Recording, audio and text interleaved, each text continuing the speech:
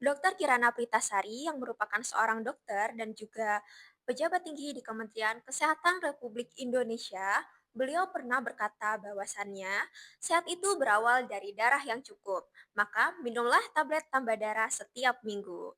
Assalamualaikum warahmatullahi wabarakatuh. Selamat pagi teman-teman. Perkenalkan, nama saya Sri Mulyati Oktaviani. Pada kesempatan kali ini, saya akan mengedukasi tentang pentingnya tablet tambah darah. Oke, di sini ada gambaran umum. Gambaran umum dari materi ini yakni anemia itu akibat kekurangan zat besi yang masih menjadi masalah kesehatan utama pada wanita, terutama remaja, wanita usia subur, dan juga ibu hamil. Nah, tablet tambah darah atau yang bisa kita singkat dengan TTD adalah suplemen sederhana namun penting untuk mencegah anemia, menjaga energi, mendukung kesehatan reproduksi, serta memastikan wanita tetap aktif, sehat, dan produktif di setiap tahap kehidupannya. Lalu ada apa itu tablet tambah darah? Nah, tablet tambah darah merupakan suplemen yang berisi zat besi dan juga asam folat. Fungsinya ini untuk mencegah dan mengatasi anemia. Jadi banyak banget dari teman-teman yang salah paham terkait tablet tambah darah ini. Mereka mengira bahwasannya tablet tambah darah ini obat, padahal tablet tambah darah atau TTD ini merupakan suplemen atau vitamin yang berisi zat besi dan juga asam folat. Nah, fungsinya ini bukan untuk mengobati, tetapi untuk eee, mencegah anemia, seperti itu. Nah, tablet tambah darah ini untuk siapa aja? Yang pertama ada remaja putri yang sudah mulai menstruasi. Lalu ada wanita usia subur atau bisa kita singkat dengan WUS. Jadi wanita usia subur ini yakni perempuan yang berada dalam rentang usia yang secara biologis mampu hamil dan juga melahirkan. Nah, berusia antara 15 tahun sampai 49 tahun. Lalu ada ibu hamil dan juga ibu menyusui. Ketika hamil dan menyusui, tubuh wanita ini membutuhkan lebih banyak zat besi untuk mendukung perkembangan janin dan juga produksi ASI. Nah, yang terakhir ini ada semua wanita dengan resiko anemia. Next.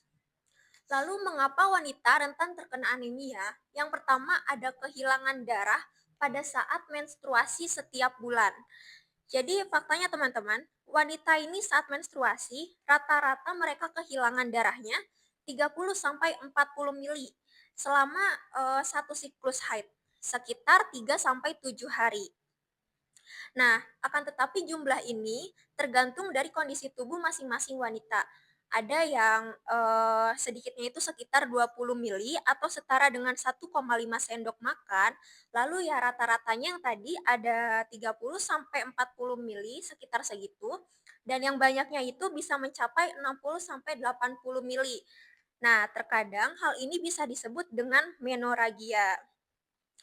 Jadi jika seorang wanita kehilangan lebih dari 80 mili darah per siklus atau mengganti pembalut setiap 1 sampai 2 jam karena penuh, nah itu bisa menjadi tanda bahwasannya menstruasi berat atau menorragia yang dapat meningkatkan resiko anemia.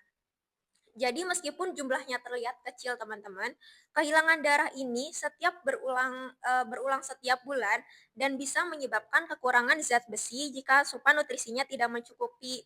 Nah, jadi inilah alasannya mengapa wanita eee, gampang terkena anemia dan juga penting sekali untuk mengkonsumsi tablet tambah darah. Lalu yang kedua, kebutuhan zat besi meningkat saat hamil dan juga menyusui. Jadi ketika hamil dan menyusui, tubuh wanita itu membutuhkan lebih banyak, zat besi untuk mendukung perkembangan janin dan produksi ASI. Yang ketiga, pola makan sering rendah zat besi, seperti diet, kurangnya sayur dan juga daging. Nah, ini betul banget banyak dari teman-teman yang diet, tapi, kurang mengandung zat besi, seperti kurangnya konsumsi sayur dan juga daging. Karena hal ini maka menyebabkan asupan zat besi yang tidak mencukupi di dalam tubuh. Dan yang terakhir ini beban kerja tinggi, stres, kurang tidur, sama dengan memperburuk kondisi. Nah, itu faktor-faktor yang bisa memperburuk kondisi tubuh, dan hal itu bisa mengganggu penyerapan serta penggunaan zat besi secara optimal. Belum, Kak ini. Lalu ada dampak dari anemia. Pada saat hamil, resiko keguguran. Bayi lahir prematur atau BBLR. BBLR yakni merupakan berat badan lahir normal. Lalu ada gangguan kesuburan jangka panjang dan mudah lelah, wajah pucat, sulit konsentrasi, dan yang terakhir daya tahan tubuh menurun. Lalu bagaimana cara mengonsumsi tablet tambah darah yang benar? Yang pertama ini ada remaja dan wanita usia subur. Diminumnya 1 tablet per minggu. Nah, lalu ada jika terkena anemia, 1 tablet itu per hari selama 90 hari atau 3 bulan. Lalu diminumnya setelah makan, sebaiknya dengan vitamin C atau air jeruk. Jadi vitamin C ini dapat membantu menyerap menyerap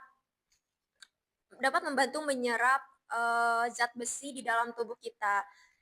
Selain minum obat, teman-teman juga ketika makan, maka lebih baik dengan minum vitamin C ini atau air jeruk. Nah, biasanya kan teman-teman kalau misalnya di warteg nih, terus teman-teman makan, nah itu pasti kan minumnya es teh ya. Nah, itu tidak tidak baik gitu. Karena teh sendiri di sini tidak bisa karena dia menghambat penyerapan zat besi. Jadi teh, susu, kopi itu sangat tidak baik ketika teman-teman makan lalu minum minuman yang tersebut seperti itu. Nah, hindari susu atau teh saat minum tablet tambah darah karena bisa menghambat penyerapan zat besi. Jadi di dalam susu ini teman-teman mengandung kalsium. Kalsium ini adalah satu-satunya mineral yang terbukti dapat mengganggu penyerapan zat besi baik dari sumber hewani maupun nabati. Nah, jadi si kalsium ini bersaing dengan zat besi ini di dalam tubuh untuk masuk ke dalam sel melalui jalur yang sama yaitu di usus. Jadi semakin banyak kalsium, maka semakin sedikit zat besi yang diserap. Nah, jika di dalam teh ini mengandung tanin dan polifenol. Nah, tanin juga dan polifenol ini ada di dalam kopi. Tanin dan polifenol ini bisa mengikat zat besi dalam makanan, membentuk senyawa yang tidak larut dan sulit diserap tubuh. Efek ini paling kuat terhadap zat besi non-heme, yaitu zat besi dari sumber nabati seperti sayuran atau suplemen seperti tablet tambah darah. Jadi di dalam usus halus ini teman-teman, zat besi dan kalsium ini menggunakan jalur penyerapannya masing-masing, tetapi bagian dari jalur ini tumpang tindih. Saat kalsium hadir dalam jumlah besar, tubuh lebih memprioritaskan kalsium, sehingga penyerapan zat besi jadi berkurang. Nah, proses ini tuh mirip dengan 2 orang yang ingin masuk ke satu pintu yang sempit secara bersamaan. Nah, yang lebih banyak dan lebih kuat akan lebih dulu diserap, seperti itu. Lalu ada efek sampingnya. Efek sampingnya itu yaitu mual, fases kehitaman adalah normal dan tidak berbahaya. Jadi teman-teman tidak perlu khawatir ketika terjadi efek samping tersebut. Lalu kapan harus mulai menstruasi? Yang pertama ada sejak menstruasi pertama. Yang kedua saat merencanakan kehamilan, saat hamil atau menyusui, dan yang terakhir bila merasa gejala anemia. Nah, ini ada pula contoh tablet tambah darah yang teman-teman bisa dapatkan di apotik. Ada sangobion, hemobion, sakatonik. Nah, ketiga ini merupakan contohnya. Akan tetapi, jika teman-teman mendapat tablet tambah darah yang dari puskesmas, itu yang berisi zat besi dan juga asam folat. Nah, akan tetapi produk-produk ini ada vitamin tambahan lainnya di dalamnya, ada banyak kandungannya, dan ya lebih lengkap istilahnya seperti itu. Nah, jadi teman-teman, ayo peduli diri sendiri. Tablet tambah darah adalah bentuk perhatian terhadap tubuh wanita. Jangan anggap remeh anemia. Sehat itu cantik, kuat, dan cerdas. Edukasi sesama perempuan seperti ibu, saudara, dan juga teman-teman. Karena wanita sehat, keluarga ikut sehat. Jalan-jalan ke kota Medan, beli buah mangga dan pepaya. Tablet tambah darah jangan dilupakan agar tubuh sehat sepanjang usia. Terima kasih atas perhatiannya. Semoga bermanfaat. Wassalamualaikum warahmatullahi wabarakatuh.